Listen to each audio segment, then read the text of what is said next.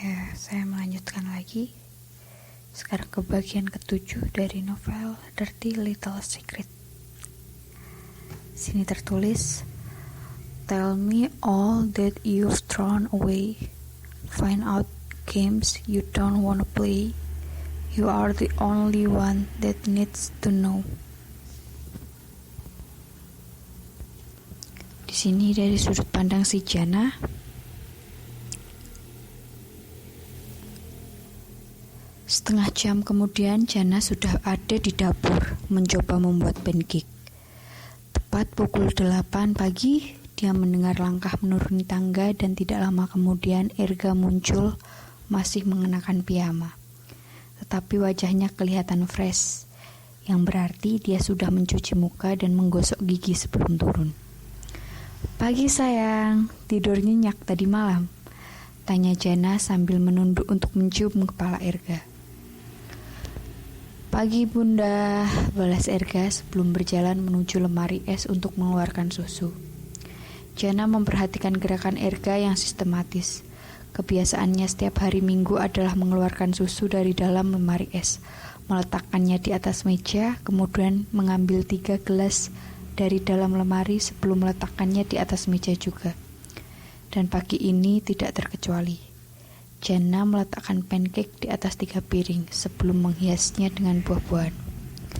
Pisang sebagai mata dan mulut, sedangkan stroberi sebagai hidung dan rambut.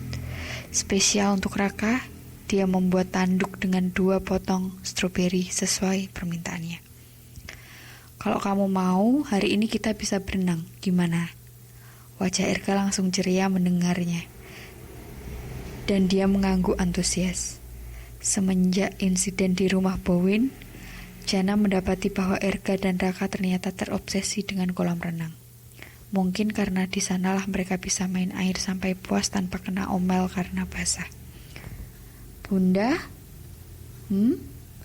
Bunda lagi sedih ya?" "What? Kenapa Erga menanyakan hal ini? Apa wajahnya sebegitu bengapnya?" Mencoba mengontrol kepanikannya, Jana memutuskan menghindari menjawab pertanyaan itu. Memilih bertanya dengan suara setenang mungkin. "Kenapa kamu tanya begitu, sayang?" "Karena aku dengar bunda menangis tadi malam," ucap Erga dengan polosnya. Dan Jana hampir saja menjatuhkan piring yang baru saja diangkatnya. "Mampus gue, gimana biasa dia dengar gue nangis sih? Gue udah nutupin muka pakai bantal." Apa yang harus dia katakan sekarang? Dia tidak mau berbohong, tapi dia juga tidak mau mengatakan yang sebenarnya.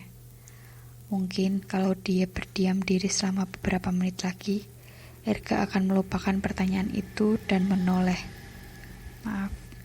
Dia menoleh dan mendapati Erga sedang menatapnya penuh ingin tahu, menunggu jawaban darinya. Krep. Akhirnya dengan susah payah Jana berusaha menjawabnya. "Bunda," kata-kata Jana terpotong oleh kemunculan Raka yang seperti badai.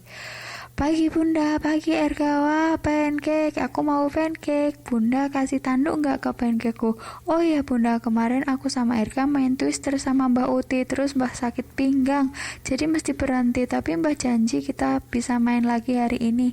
Kita bisa gak ke rumah Mbah hari ini untuk main twister bunda? Bunda, aku punya tebak-tebakan baru, mau denger gak?"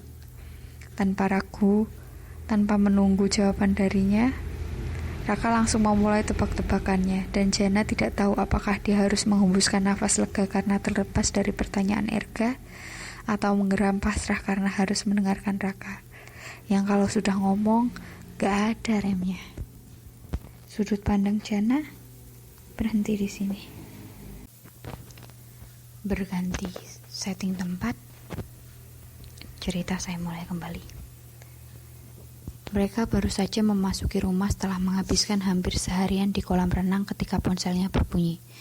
Jana meminta Raka dan Erga untuk segera membawa peralatan renang mereka ke atas dan mandi sebelum menjawab panggilan itu. "Halo? Jana? Ya? Ini Ben." Jana yang sedang mencoba melepaskan sandalnya tidak betul-betul memproses nama ini dan bertanya, Ben siapa? Ben Barata, mantan pacar kamu di Iowa Stage yang ketemu tadi malam. Masih ingat? Jana hampir saja jatuh terjerembab, tersandung sandalnya sendiri saking kagetnya. Hal pertama yang terlintas di kepalanya adalah, hah? Diikuti oleh, dari mana dia dapat nomor ini? Dan triple damn. Jan, dari mana kamu dapat nomor ini? Oh, aku kenal orang yang kenal kamu. Meskipun seharusnya Jana ingin membunuh orang yang telah memberikan nomornya kepada Ben, dia juga merasa sedikit tersanjung karena Ben sudah bersusah payah mendapatkan nomornya. Cuma sedikit, God, dia betul-betul menyedihkan. Hey, listen, just wondering, sebagai kenalan lama yang baru ketemu lagi, gimana kalau kita keluar makan? Sekalian catch up. Tadi malam kita gak sempet ngobrol banyak, kamu udah keburu kabur duluan. No way, Ben sudah gila kalau dia pikir Jana mau ngapa-ngapain dengannya. Jangankan makan, berada di dalam satu ruangan dengannya lagi saja Jana gak mau. Ben yang menganggap diamnya Jana sebagai persetujuan melanjutkan. Gimana kalau makan siang? Sabtu depan mungkin kalau kamu free, kamu bisa bawa suami kamu. I would like to meet the guy. Kampret. Semua ketakutannya menjadi kenyataan. Dia seharusnya tidak pernah menyebut-nyebut kata suami di hadapan Ben. Punya suami saja enggak, gimana mau bawa suami? Jana mulai panas dingin memikirkan cara terbaik untuk menolak. I don't think that's a good idea, Ben. Ucap Jana akhirnya, sambil berjalan menuju sofa. Kenapa?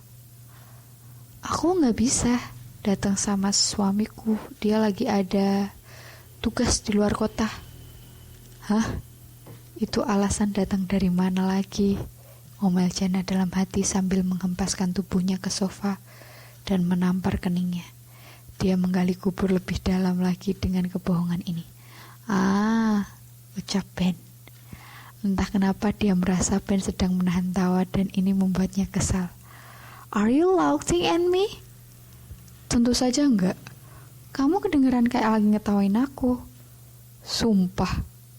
Ben tidak bisa menyelesaikan kalimatnya karena kini dia sedang tertawa terbahak-bahak. Jana harus menjauhkan ponselnya dari daun telinganya karena suara tawa itu hampir membuatnya tuli saking kerasnya. Kalau kamu gak berhenti ketawa sekarang juga, telepon aku tutup, ancam Jana. Jan, tunggu. Tunggu. Ben menarik nafas panjang sebelum melanjutkan. Maaf, bukan maksud aku ngetawain kamu, tapi sumpah, kamu harus lebih banyak belajar bohong karena apa yang kamu katakan barusan sama sekali gak meyakinkan. Aku gak bohong. Jan, kamu emang berbakat di banyak hal, tapi ada satu hal yang gak pernah bisa kamu lakukan, yaitu bohong sama aku.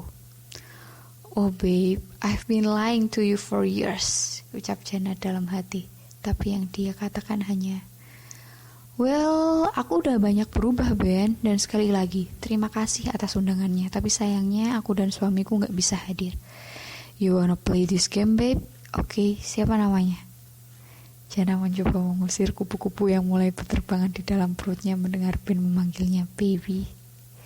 Dan kembali fokus pada percakapan dengan Ben. Nama siapa? Tanyanya pura-pura kaget. Suami kamu, you know, laki-laki yang udah kamu nikahi dan bangun di sebelah kamu setiap pagi. Stop being an ass, Ben. Kamu masih belum jawab pertanyaan aku, tanya cecar Ben. Shit. Dia bahkan belum memikirkan kebohongannya sampai sejauh itu. Jana mencoba memikirkan sebuah nama. Terserah apa, yang penting nama. Namanya itu nama apa kedinginan, ledek Ben. Kamu bisa diam gak sih? Aku belum selesai, omong Jana. Oh sorry, namanya Brian Simatupang. Brian Simatupang, tanya Ben tidak percaya. Iya, ada masalah? Gak ada sih, cuma kamu tahu kan Simatupang itu kependekan dari apa? Ini datang dari orang yang inisialnya BB. Kamu tahu kan BB itu singkatan dari apa?